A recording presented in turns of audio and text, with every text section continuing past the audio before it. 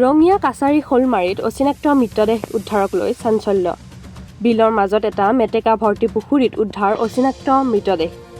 ৰাতিপুৱাই স্থানীয় ৰাইজে মৃতদেহটো প্ৰত্যক্ষ কৰি ৰঙিয়া আৰক্ষীক খবৰ দিয়াত ঘটনাস্থলীত উপস্থিত হয় ৰঙিয়া আৰক্ষী। বাতৰি সংগ্ৰহ কৰা সময়লৈকে মৃতদেহটো পুৰুষ নে মহিলাৰ সেয়া নিশ্চিত কৰিব পৰা হোৱা নাই।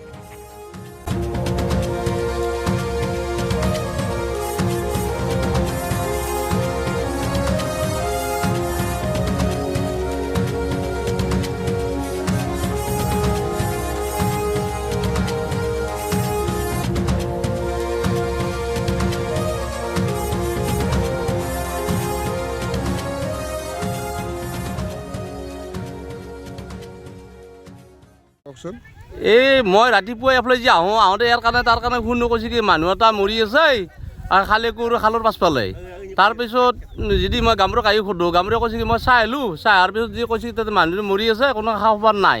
তাৰপিছত আহি পেলাই মই আমি 7টা মানুহ আনি আমি চাওঁ যদি মানুহে হয় খালত পৰি মৰি আছে। এতিয়া আমি ৰাইজে দেখা পাই আছোঁ, এতিয়া আমি পুলিচ প্ৰশাসন নহা কৰি আমি চোৱা নাই আৰু মানুহটো উঠোৱা নাই। ক'ৰ মানুহ হ'ব পাৰে? এতিয়া মানুহটো ক'ৰ হ'ব পাৰে কোনো অনুসন্ধান বৰ্তমান থাকিলে পোৱা নাই।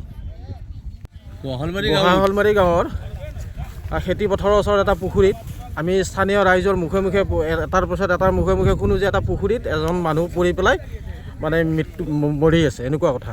তাৰপিছত আমি গোটেইখিনি আহোঁ, মানুহ ৰাইজেও আহে, বহুত মানুহ আহি পৰিদৰ্শন কৰে, পুলিচ প্ৰশাসনক খবৰ দিয়ে, গাঁওবোৰক খবৰ দিয়ে। এনেকুৱাকৈ কি হৈছে এতিয়ালৈকে পুলিচ প্ৰশাসন নহালৈকে আমি বৰ্তমানে একো ক'ব নোৱাৰোঁ আৰু। এইটো পথৰুৱা ঠাই? পথৰুৱা ঠাই, খেতি পথাৰৰ ওচৰৰ এটা পুখুৰী, ইয়াতে পৰি মৰি আছে।